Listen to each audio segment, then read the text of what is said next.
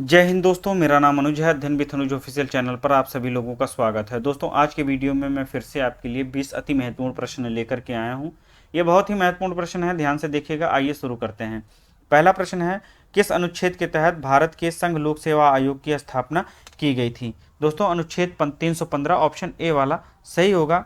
भारतीय संविधान का अनुच्छेद 315 कहता है कि संघ के लिए एक लोक सेवा आयोग और प्रत्येक राज्य के लिए राज्य लोक सेवा आयोग की स्थापना की जाएगी।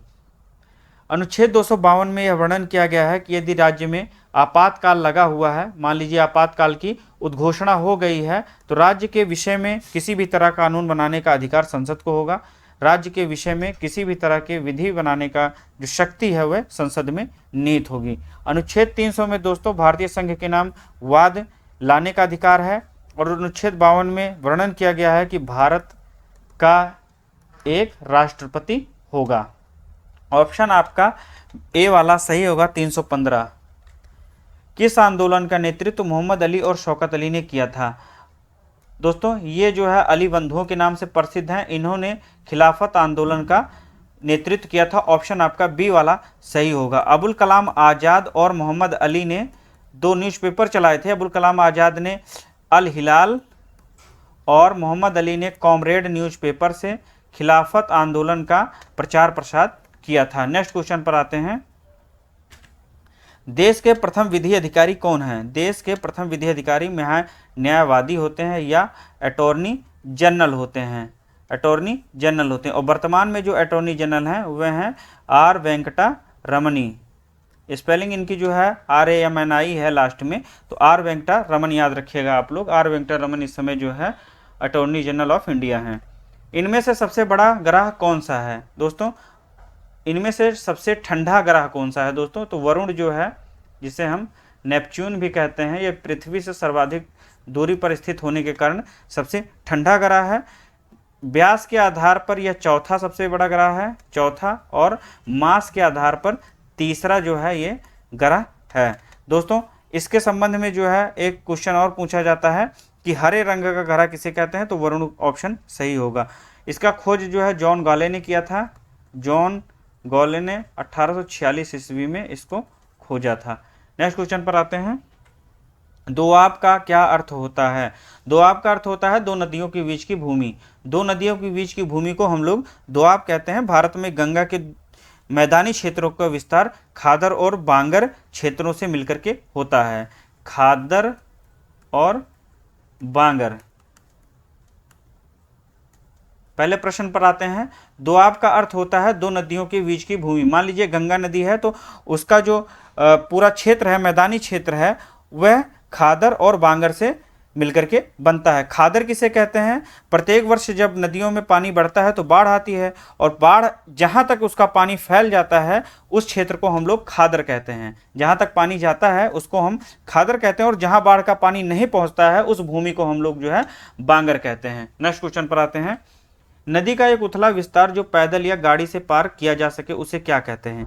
जो नदी का एक उथला विस्तार है जिसे हम पैदल या गाड़ी से पार करते हैं उसे हम फोर्ड कहते हैं। ऑप्शन आपका ए वाला सही होगा। रीफ या शैल भित्ति एक चट्टान होती है जो रेत या पानी की सतह के नीचे उपस्थित होती है। कुछ प्रमुख रीफ हैं, जैसे फ्रिंजिंग है, बैरियर है और एटॉल है। एटॉल है। दोस्तों, लैगून क्या होता है? लैगून या अनूप समुद्र या महासागर के किनारे बनने वाले ऐसे उथले जल क्षेत्र होते हैं जो किसी पतली स्थलीय पेटी या अवरोध द्वारा सागर से अंशतः या पूर्णतः अलग हो गए होते हैं। एटॉल, जैसा कि अभी मैंने बताया, कि एक तरह की रीफ होती है, प्रवाल द्वीप या मूंग होती है, जो कहें या तो जो है आप लोग देखे होंगे कि अंगूठी के समान या घोड़े के नाल के समान होती है। अधिकांशतः जो है ये उष्णकटिबंधीय समुद्र के गर्म पानी में मिलती है। नेक्स्ट क्वेश्चन पर आते हैं। भारत का मृदा सर्वेक्षण किस वर्ष में मृदाओं के वैज्ञानिक सर्वेक्षण के लिए स्थापित किया गया था? तो ऑप्शन आपका सी वाला सही होगा। मृदा सर्वेक्षण जो मृदाओं की वैज्ञानिक सर्वेक्षण करता है, इसे जो है 1956 में स्थापित किया था। इसका मुख्यालय जो है ये नई दिल्ली में है। देश के अलग अलग स्थानों पर भी जो है इसके क्षेत्रीय केंद्र बनाए गए हैं। क्षेत्रीय केंद्र जो है 6 क्षेत्रीय केंद्र बनाए गए हैं। नेक्स्ट क्वेश्चन पर आते हैं। किसी वस्तु या सेवा की मांग जो किसी अन्य चीज की मांग का परिणाम होती है। कोई ऐसी वस्तु या सेवा जो किसी अन्य चीज की मांग या परिणाम हो तो उसे क्या कहेंगे? तो दोस्तों जब ऐसी स्थिति होती है तो उसे हम लोग जो है व्युत्पन्न मांग कहते हैं। दूसरे शब्दों में कहें तो साधन विशेष की मांग उसके द्वारा उत्पादित वस्तु की मांग पर निर्भर करती है। यह मध्यवर्ती या अंतिम वस्तुओं में आधारित होती है। कहने का मतलब यह है किसी वस्तु की मांग या दूसरी वस्तु की मांग पर आधारित हो तो उसे जो है हम लोग व्युत्पन्न मांग कहेंगे। ऑप्शन आपका बी वाला सही होगा। टमाटर की कीमत में वृद्धि की वजह से क्या होता है? तो टमाटर की कीमत में यदि वृद्धि होगी तो टमाटरों की आपूर्ति में बढ़त हो जाएगी। इसे जो है पूर्ति के नियम कहते हैं, पूर्ति का नियम। और पूर्ति के नियम के अनुसार किसी वस्तु की कीमत और पूर्ति में सीधा संबंध होता है। अन्य चीजें यदि यथा स्थिर हों तो किसी वस्तु या सेवा की कीमत में वृद्धि होने पर आपूर्ति में वृद्धि होगी, और यदि कीमतों में गिरावट आएगी, कीमतों में कमी आएगी तो आपूर्ति में भी कमी आ जाएगी। यह आपूर्ति का नियम कहता है। नेक्स्ट क्वेश्चन पर आते हैं। 12वीं पंचवर्षीय योजना का कार्यकाल क्या था? तो 12वीं पंचवर्षीय योजना का कार्यकाल था 2012 से 2017। इसमें विकास दर का अनुमान 8.5% रखा गया था। इसकी जो थीम थी ये थी तीव्र, टिकाऊ और समावेशी विकास। समावेशी विकास। आवेग किसके तुल्य है? यांत्रिकी में बल का आवेग जो होता है वो संवेग में परिवर्तन के समतुल्य होता है। आवेग एक सदिश राशि है। किसी वस्तु पर लगा आवेग उसके रैखिक गति में एक समान सदिश परिवर्तन पैदा करता है। इसका जो एसआई मात्रक होता है, एसआई मात्रक न्यूटन सेकंड होता है। न्यूटन सेकंड होता है इसका एसआई मात्रक। ऑप्शन आपका ए वाला सही होगा, संवेग में परिवर्तन, संवेग परिवर्तन। नेक्स्ट क्वेश्चन पर आते हैं। अक्रिय गैसें क्या होती हैं? दोस्तों अक्रिय गैसें जो है एक परमाणुक होती हैं, मोनो एटॉमिक होती हैं। अक्रिय गैसें उन गैसों को कहते हैं जो साधारणतः रासायनिक अभिक्रियाओं में भाग नहीं लेती हैं और मुक्त अवस्था में पाई जाती हैं। इनमें उदाहरण के तौर पर आप हीलियम को ले सकते हैं।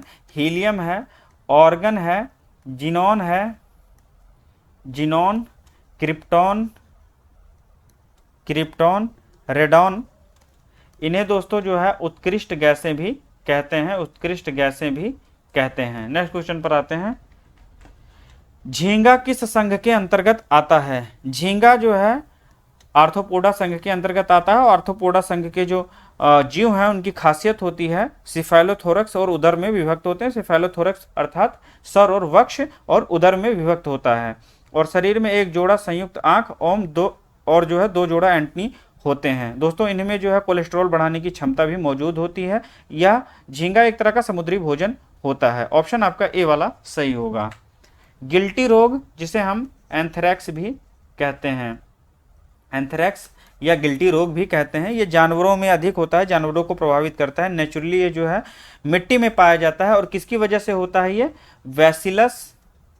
बैसिलस एंथ्रेसिस बैक्टीरिया के द्वारा। बैसिलस एंथ्रेसिस बैक्टीरिया या कीटाणु के द्वारा जो है होता है। ऑप्शन आपका बी वाला सही होगा। इसकी रोग के लिए जो है जानवरों को टीकाकरण भी किया जाता है। नेक्स्ट क्वेश्चन पर आते हैं। ओजोन परत के क्षय का कारण कौन सा रोग होता है? यदि ओजोन परत का क्षय होगा तो हमें जो है त्वचा कैंसर होगा। ऑप्शन आपका बी वाला सही होगा। और ओजोन परत हमारे समताप मंडल में उपस्थित होती है जो कि 15 से 35 किलोमीटर की ऊंचाई के बीच में स्थित होती है।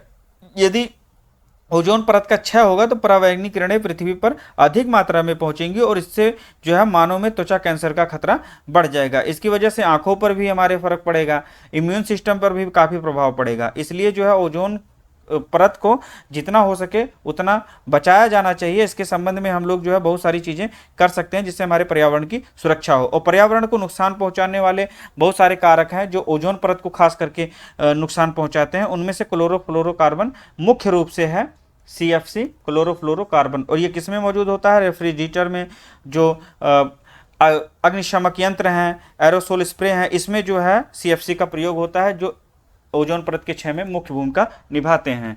रोल इन शब्द किस खेल में प्रयुक्त होता है? दोस्तों रोल इन शब्द जो है हॉकी में प्रयोग होता है। ये शब्द जो है हॉकी में प्रयोग होता है। ऑप्शन आपका ए वाला सही होगा। इसमें जो है और जो शब्द हैं उसमें स्कूप है, अंडरटेकिंग है, बुली है, हॉफ वाली है, पुशिन है और फुल बैंक है। इसे जो है आप लोग देख लीजिएगा, स्कूप, अंडरटेकिंग, बुली, हाफ वाली और पुशिन, फुल बैंक और रोलिन, ये सभी जो है हॉकी में प्रयोग होने वाले शब्द हैं। शुष्क वन अनुसंधान संस्थान कहाँ पर स्थित है? शुष्क वन अनुसंधान संस्थान या the arid forest research institute कहाँ स्थित है? तो जोधपुर में स्थित है। ऑप्शन आपका डी वाला सही होगा। भारत सरकार के पर्यावरण एवं वन मंत्रालय के अधिकार ये एक ऑटोनोमस बॉडी है, स्वायत्त निकाय, स्वायत्त शासी निकाय है। दोस्तों वर्तमान में पर्यावरण, वन और जलवायु परिवर्तन के साथ साथ श्रम और रोजगार मंत्री भूपेंद्र यादव हैं। भूपेंद्र यादव पर्यावरण, वन और जलवायु परिवर्तन, इसके साथ ही श्रम और रोजगार मंत्री कौन है? तो भूपेंद्र यादव हैं। याद रखिएगा, मान लीजिए एग्जाम में पूछ लेता है। जोधपुर को हम लोग ब्लू सिटी और सन सिटी के नाम से भी जानते हैं। जोधपुर को ब्लू सिटी और सन सिटी के नाम से भी जानते हैं। शुष्क वन अनुसंधान संस्थान जोधपुर में स्थित है। वाइज एंड अदरवाइज की लेखिका कौन है? वाइज एंड अदरवाइज पुस्तक किसने लिखी है? तो दोस्तों ऑप्शन आपका सी वाला सही होगा। सुधा मूर्ति जी ने जो है ये पुस्तक लिखी है। इसके अतिरिक्त इन्होंने the magic of the last temple पुस्तक लिखी है। ठीक है, इसे भी आप लोग जो है टेम्पल पुस्तक लिखी है। इसके अतिरिक्त the mother I never knew, the man from the egg, wise and otherwise, the magic of the last temple, the mother I never knew, the man from egg जैसी पुस्तकें सुधा मूर्ति जी ने लिखी हैं। आप लोग याद रखिएगा, एग्जाम में आ सकता है। विश्व पर्वत दिवस किस दिन मनाया जाता है? किस दिन जो है मनाया जाता है? विश्व पर्वत दिवस किस दिन मनाया जाता है दोस्तों? तो ऑप्शन आपका ए वाला सही होगा। 11 दिसंबर अंतर्राष्ट्रीय पर्वतीय दिवस या इंटरनेशनल माउंटेन डे जो है 11 दिसंबर को सेलिब्रेट करते हैं। 14 नवंबर को बाल दिवस मनाया जाता है। 14 मार्च को पाई दिवस मनाते हैं।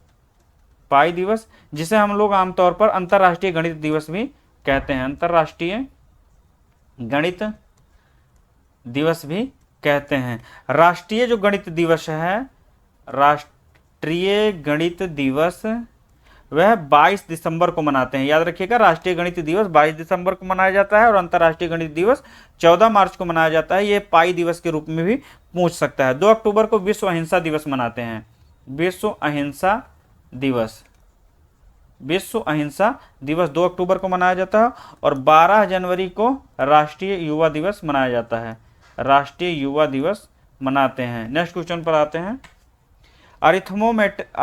अरिथमोमीटर किसके द्वारा विकसित किया गया था? दोस्तों अरिथमोमीटर चार्ल्स जेवियर थॉमस के द्वारा विकसित किया गया था। ऑप्शन आपका बी वाला सही होगा। इन्होंने इसे जो है 1820 में विकसित किया था। यह एक तरह का डिजिटल मैकेनिकल कैलकुलेटर है। ये एक तरह का कैलकुलेटर है डिजिटल। ऑप्शन आपका बी वाला सही होगा।